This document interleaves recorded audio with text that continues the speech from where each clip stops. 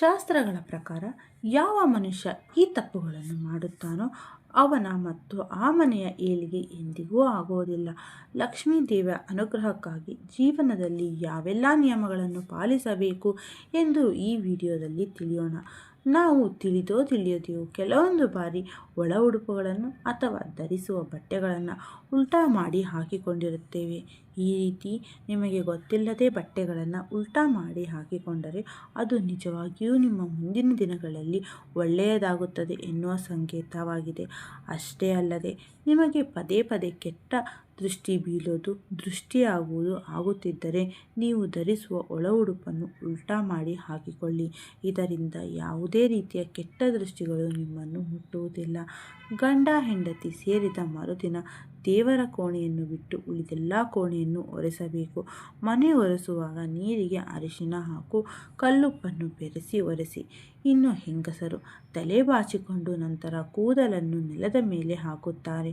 ಇದರಿಂದ ದರಿದ್ರ ದೋಷ ಉಂಟಾಗುತ್ತದೆ. ಶಾಸ್ತ್ರದ ಪ್ರಕಾರ ನಮ್ಮ ಉದುರಿದ ಅಥವಾ ತಲೆ ಬಾಚಿದ ನಂತರ ಬರುವಂತಹ ಕೂದಲುಗಳನ್ನು ಭೂಸ್ಪರ್ಶ ಮಾಡಲು ಬಿಡಬಾರದು. ತಲೆ ಕೂದಲನ್ನು ಬಾಚಿಕೊಂಡ ನಂತರ ಬಂದ ಕೂದಲನ್ನು ತಕ್ಷಣವೇ ತೆಗೆದು ಒಂದು ಪ್ರತ್ಯೇಕದ ಜಾಗದಲ್ಲಿ ಇಡಿ. ಯಾವುದೇ ಕಾರಣಕ್ಕೂ ತಲೆ ಕೂದಲನ್ನು ಒಲೆಗೆ ಹಾಕಬೇಡಿ. ಇದರಿಂದ ಕಷ್ಟಗಳು ನಿಮ್ಮನ್ನು ಬೆನ್ನು ಬಿಡುವುದಿಲ್ಲ.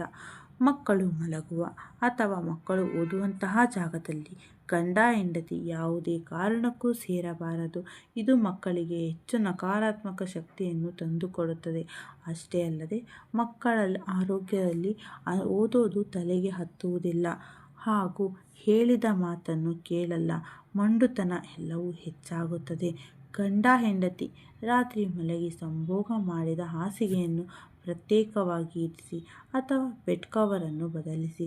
ಇದನ್ನು ಹಾಗೆ ಇಡುವುದರಿಂದ ಅದರ ಮೇಲೆ ನಿಮ್ಮ ಮಕ್ಕಳು ಕೂರುವುದು, ವಿದ್ಯಾಭ್ಯಾಸ ಮಾಡುತ್ತಾರೆ. ಇದು ಒಳ್ಳೆಯದಲ್ಲ. ಇದರಿಂದ ನಕಾರಾತ್ಮಕ ಪರಿಣಾಮಗಳು ಮಕ್ಕಳ ಮೇಲೆ ಬೀರುತ್ತದೆ. ಅಷ್ಟೇ ಅಲ್ಲದೆ ಗಂಡ ಹೆಂಡತಿ ರಾತ್ರಿ ಸಂಭೋಗ ಮಾಡಿದ ದಿನ ಧರಿಸಿದ ಬಟ್ಟೆಯ ಮೇಲೆಗೆ ಅಡುಗೆ ಕೋಣೆಗೆ ಹೋಗಬಾರದು. ಎದ್ದ ತಕ್ಷಣ ಕೈಕಾಲು ಮುಖ ತೊಳೆದು ಅಥವಾ ಸ್ನಾನ ಮಾಡಿ ಮಡಿವಸ್ತ್ರವನ್ನು ಧರಿಸಿ ಅಡುಗೆ ಕೋಣೆಯನ್ನು ಪ್ರವೇಶಿಸಬೇಕು. ಸ್ಟವ್ಗೆ ಅಂದರೆ ಒಲೆಗೆ ನಮಸ್ಕರಿಸಿ ಅಗ್ನಿ ಸ್ಪರ್ಶ ಮಾಡಿ ಅಡುಗೆಯನ್ನು ಶುರು ಮಾಡಬೇಕು. ಸಾಮಾನ್ಯವಾಗಿ ಜನರು ಮದುವೆ ಸಮಾರಂಭಗಳಿಗೆ ಹೋಗುವಾಗ ಅಕ್ಕಪಕ್ಕದ ಮನೆಯವರ ಒಡವೆ, ಬಟ್ಟೆ ಹಾಗೂ ಚಪ್ಪಲಿಗಳನ್ನು ಕೇಳಿ ಪಡೆದು ಹಾಕಿಕೊಳ್ಳುತ್ತಾರೆ. ಈ ರೀತಿಯಾದ ಅಭ್ಯಾಸ ನಿಮಗಿದ್ದರೆ ತಕ್ಷಣ ಬಿಟ್ಟುಬಿಡಿ. ಗಂಡ ಹೆಂಡತಿ ಸಂಭೋಗ ಮಾಡಿ ಮರುದಿನ ಬೆಳಗ್ಗೆ ಹೆಂಗಸರು ಕೈಕಾಲು ಮುಖ ತೊಳೆದು ಅಥವಾ ಸ್ನಾನ ಮಾಡಿ ಹಣೆಗೆ ಅರಿಶಿನ ಕುಂಕುಮವನ್ನು ಹಚ್ಚಿಕೊಂಡು ದೇವರ ಮುಂದೆ ದೀಪ ಬೆಳಗಿಸಬಹುದು. ಸ್ನಾನ ಮಾಡದೆ ಹಣೆಗೆ ಅರಿಶಿನ ಕುಂಕುಮ ಇಡದೆ ದೇವರ ದೀಪ ಹಚ್ಚಬೇಡಿ. ದೇವರ ಫೋಟೋವನ್ನು ಮುಟ್ಟಬೇಡಿ. ಹೆಚ್ಚಾಗಿ ಗಂಡಸರು ಹರಿದ, ತೂತಾದ ಬನಿಯನ್, ಅಂಡರ್ವೇರ್ ಹಾಗೂ ಬಟ್ಟೆಗಳನ್ನು ಧರಿಸುತ್ತಾರೆ. ಹೆಂಗಸರು ಕೂಡ ಈ ರೀತಿ ಮಾಡುತ್ತಾರೆ. ಈ ರೀತಿಯಾದ ಹರಿದ, ತೂತಾದ, ಕೊಳೆಯಾಗಿರುವ ಬಟ್ಟೆಗಳನ್ನು ಧರಿಸಿದರೆ ನೀವೇ ಬಡತನಕ್ಕೆ ಪತ್ರಿಕೆ ಕೊಟ್ಟು ಆಹ್ವಾನ ಮಾಡಿದಂತೆ. ಇದರಿಂದ ನೀವು ಎಷ್ಟೇ ದುಡಿದರೂ ಕೈಯಲ್ಲಿ ಹಣ ನಿಲ್ಲೋದೇ ಇಲ್ಲ.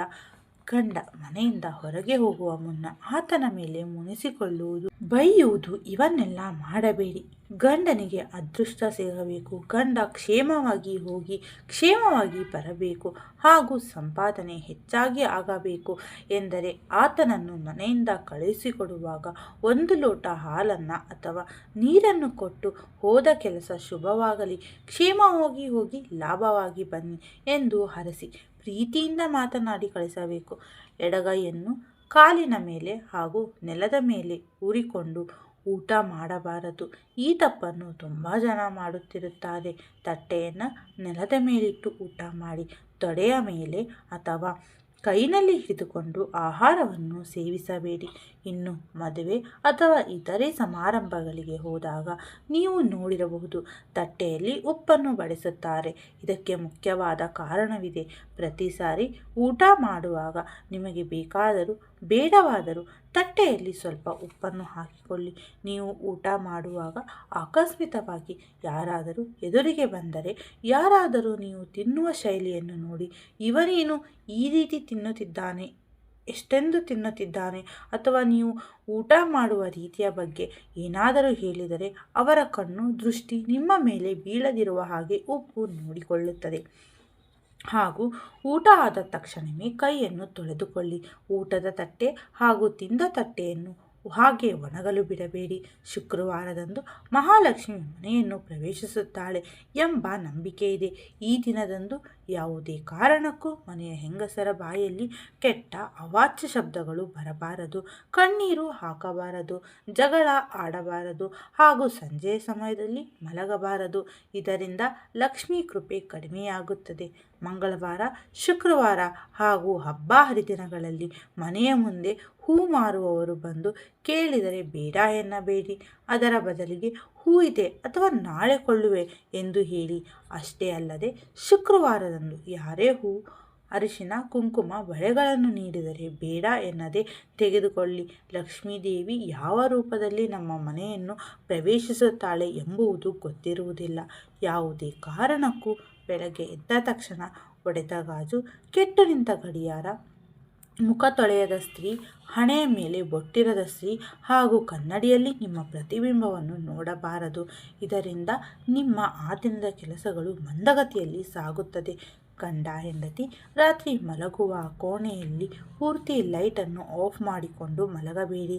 ಒಂದು ಸಣ್ಣ ದೀಪ, ಕ್ಯಾಂಡಲ್, ಸಣ್ಣ ಬಲ್ಬ್ ಅಥವಾ ಸ್ವಲ್ಪ ಬೆಳಕು ಬರುವಂತೆ ಇರಲಿ. ಈ ಮೇಲೆ ತಿಳಿಸಿದ ಎಲ್ಲ ಮಾಹಿತಿಗಳು ನಿಮಗೆ ಇಷ್ಟವಾದರೆ ತಪ್ಪದೆ ಒಂದು ಲೈಕ್ ಕೊಟ್ಟು ನಿಮ್ಮ ಬಂಧು ಮಿತ್ರರಿಗೆ ಈ ವಿಡಿಯೋವನ್ನು ಶೇರ್ ಮಾಡಿ.